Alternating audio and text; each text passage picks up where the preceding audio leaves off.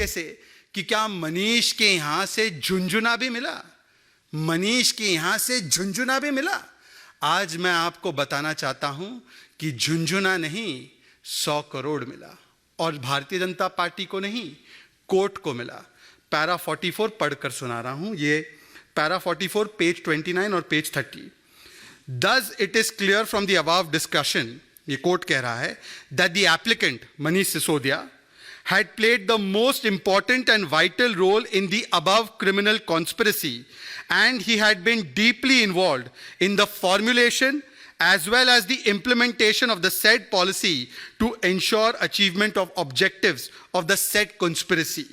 The payment of advance kickbacks of rupees 90 to 100 crores was meant for him, isko underline kijiye, and other colleagues in the GNCTD, and rupees 20 to 30 crores out of the above are found to have been routed through the co-accused Vijay Nair, Abhishek Bonapalli and approver Dinesh Arora, and in turn certain provisions of the excise policy were permitted to be tweaked and manipulated by the applicant Manish Sisodia to protect and preserve the interests of the liquor lobby and to ensure repayment of the kickbacks to the said lobby. इसका अर्थ क्या है? इसका अर्थ यह है कि मनीष सिसोदिया के घर में केवल झुंझुना नहीं है, मनीष सिसोदिया और कंपनी को 100 करोड़ की घूस मिली है। यह आज सत्यापित, स्थापित, स्पष्ट हो चुका है कोर्ट के माध्यम से। कोर्ट की फाइंडिंग है।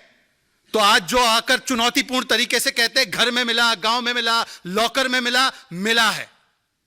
दूसरी बात, इसी श्रेणी में, इसी पंक्ति में आगे श्रृंखला में कोर्ट कहता है, Thus, as per the allegations made by the prosecution and the evidence collected in support thereof, so far the applicant Manish Sisodia can prima facie be held to be the architect of the said criminal conspiracy. Court कह रहा है कि प्रथम दृष्टया जो सबूत प्रस्तुत किए गए हैं उनकी समीक्षा करते हुए आज ये कहा जा सकता है कि मनीष सिसोदिया कट्टर ईमानदार नहीं बल्कि इस भ्रष्टाचार नीति के मुख्य आर्किटेक्ट है, कर्ता धर्ता है, प्लानर है, एग्जीक्यूटर है। और ये कहते कट्टर ईमानदार है, ये करप्शन की डिग्री खुली है। और केवल ये नहीं, आगे और भी है। अब मैं आपको वो पैराग्राफ्स पढ़कर सुनाऊंगा जिसमें आपको पता चलेगा कि ये स्कैम, ये घोटाला, ये भ्रष्टाचार केवल मनीष सिसोदिया तक नहीं बल्कि दिल्ली सरकार के सर्वोच्च व्यक्तियों तक इसकी आंच जाती है। उसको भी सत्यापित करने का काम, स्थापित करने का काम दिल्ली के कोर्ट ने किया है। मैं पढ़कर सुना रहा हूं पैरा नंबर 31 जो पेज 21 पर। मुझे लगता है आप सभी के पास ये कोर्ट का ऑर्डर होगा, परंतु अगर नहीं है तो इस प्रेस वार्ता के बाद हम आपको उपलब्ध करा देंगे। Para 31, It has also emerged during the course of investigation that on 21/1/2021 itself, the applicant Manish Sisodia had called Shri Rahul Singh उस समय के एक्साइज कमिश्नर थे, और इनके साथ भी क्या क्या हुआ वो भी मैं आपको वर्णन करके बताऊंगा, कोर्ट के ऑर्डर में स्थापित किया गया है। He called Rahul Singh at his residence in the evening, and on being shown the file containing the comments, suggestions received from publics and stakeholders in the liquor trade, he handed over a printed draft note to Shri Rahul Singh and directed him to prepare a cabinet note exactly on the same lines, while informing Shri Rahul Singh that a GOM, group of ministers headed by him, was to be constituted via the cabinet meeting proposed to be held on 28th of January 2021, and the said GOM will give certain directions to the excise department in connection with restructuring of the excise policy, and Delhi will be divided into several zones, etc., etc. मतलब कि पहले से ही यह तय था कि किस प्रकार से सरकार की हर एक इकाई, जीओएम और कैबिनेट क्या निर्णय लेने वाले हैं, यह कैसे पता था? इसका मतलब कि पहले ही सरकार के सर्वोच्च व्यक्ति से डिस्कशन करके इस पूरे स्कैम को एक प्रकार से एक्टिवेट किया गया। यह इसका प्रमाण है, क्योंकि जीओएम और कैबिनेट में जो फैसला होगा वो चीफ मिनिस्टर अर्थात इस स्कैम के किंग पिन के मान्यता के बिना हो ही नहीं सकता। और यह शहजाद पूनावाला बीजेपी नहीं कह रही है, यह कोर्ट के आदेश का पैरा 31 कह रहा है। उसमें आगे लिखते हैं, Rahul Singh expressed his reservations. Excise commissioner कहते हैं उस समय के कि मैं इससे कंफर्टेबल नहीं हूं कि एक्सपर्ट कमेटी की जो रिपोर्ट है, धवन कमेटी रिपोर्ट, और उसने क्या क्या कहा था मेरे कॉलीग्स ने इसी मंच से आपको बताया है। एक्सपर्ट कमेटी रिपोर्ट को इतने बड़े पैमाने पे मॉडिफाई करने से मैं कंफर्टेबल नहीं हूं। I am not comfortable to modify it on a large scale. But the applicant told him, Manish Sisodia told him that he need not worry as directions for such restructuring will come from the GOM.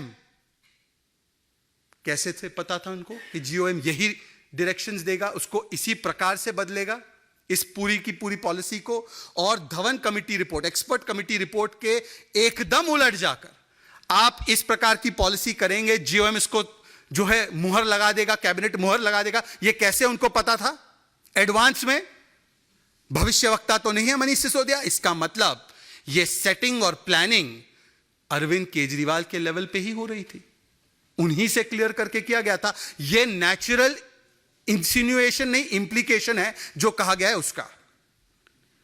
Further, a soft copy of the above draft is also found to have been sent by an official from the office of Manish Sisodia on the mobile phone of Shri Rahul Singh. आपने देखा planning कैसे की गई। अब मैं आपको बताता हूं कि प्रेशर कैसे डाला गया। ये बड़े बेचारा बनते हैं ना, बेचारा बन के घूमते हैं कि हम तो बड़े बेचारे हैं, हमने तो बहुत सही किया। आपको मैं बताना चाहता हूं अब पैरा 34 में किस प्रकार से वर्णन किया गया है कि एप्लीकेंट यानी मनीष सिसोदिया ने किस प्रकार से दबाव डाला, और मैं पढ़कर सुना रहा हूं। The applicant Manish Sisodia got annoyed with Shri Rahul Singh as he did not prepare the cabinet note as per the draft handed over to him। जो ड्राफ्ट दिया था उसके हिसाब से नहीं किया तो वो नाराज हो गए, गुस्सा हो गए। और फिर क्या करते हैं मनीष सिसोदिया? कोर्ट कह रहा है, Shri Rahul Singh even stated that on 28th of January 2021 he was telephonically scolded and threatened by the applicant to be removed from the post of excise commissioner and was removed subsequently on 2/2/2021 in place Sanjay Goyal joined. मतलब कि क्योंकि राहुल सिंह ने कहा कि मैं इस प्रकार से लार्ज स्केल चेंजेस मॉडिफिकेशन नहीं कर सकता हूं इस पॉलिसी में, मैं इसमें अपने रिजर्वेशन व्यक्त करता हूं, और जो उन्होंने जो नोट उनको दिया गया था कि यही नोट आपको लाना है, वो उस प्रकार से नहीं किया गया, तो एप्लीकेंट मनीष सिसोदिया उनको धमकी देते हैं, ट्रांसफर करने की बात करते हैं, और वो ट्रांसफर किया जाता है। क्या ये बिना सरकार के सर्वोच्च मुखिया के एसेंट के बिना हो सकता है? हां या ना? इसके बाद मैं आपको पैरा 35 पढ़कर सुनाना चाहता हूं, और ये सबसे एक्सप्लोजिव पैराग्राफ है। ये एक्सप्लोजिव पैराग्राफ आप देख सकते हैं, इसमें लिखा गया है पैरा 35 में कि said note contained expert committee recommendations and comments from stakeholders, but as per the instructions of the applicant, मतलब मनीष सिसोदिया के instructions के आधार पर opinions given by legal experts were not incorporated in or forwarded with the said report, and this note was put up before the cabinet on 5/2/2021 with a preconceived notion to bring about changes in retail and wholesale model of the excise policy in total variance to the model suggested by the expert Dhawan committee. आपको याद होगा expert committee जो थी Dhawan committee, उसने ये suggest किया था कि होलसेल गवर्नमेंट के पास रहना चाहिए, प्राइवेट के पास नहीं जाना चाहिए।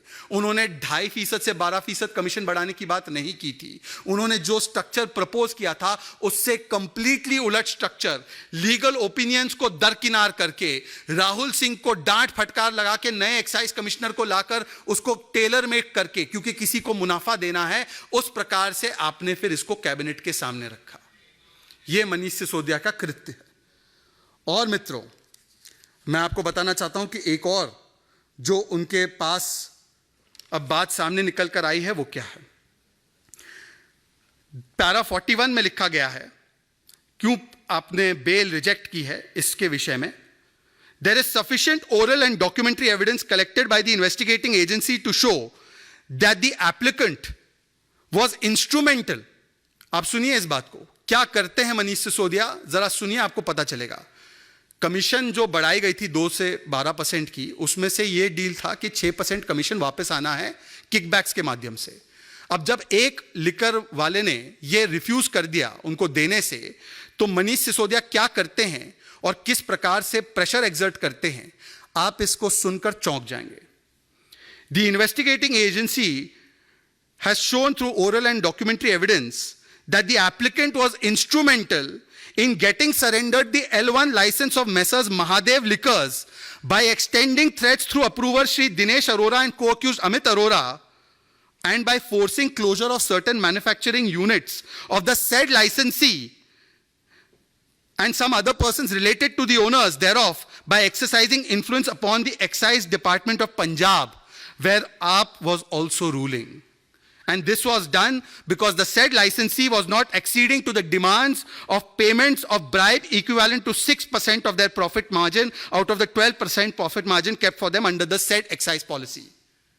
मतलब कि ये केवल भ्रष्टाचार का मामला नहीं, ये दिन दहाड़े उगाई का भी मामला है कि आपको मैंने 12% प्रॉफिट का मार्जिन करके दिया है, यदि 6% किकबैक मेरे पास नहीं आता है तो मैं आपके ऊपर प्रेशर एक्सर्ट करूंगा।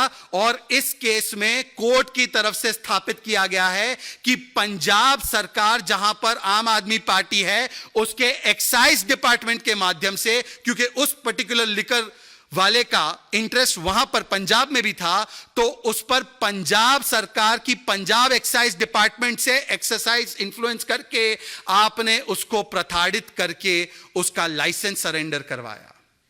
मैं नहीं कह रहा, बीजेपी नहीं कह रही, कोर्ट का आदेश फाइंडिंग है, ऑब्जर्वेशन नहीं है। मतलब ये स्कैम मनीष सिसोदिया के डोर स्टेप पर खत्म नहीं होता। आजकल तो वक्तव्य अरविंद केजरीवाल ऐसे दे रहे हैं कि मनीष जी तो फांसी चढ़ जाएंगे, मनीष जी सूली चढ़ जाएंगे, मनीष जी बलिदान दे देंगे। ये मनीष जी तक नहीं समाप्त हो रहा जी। आप मनीष जी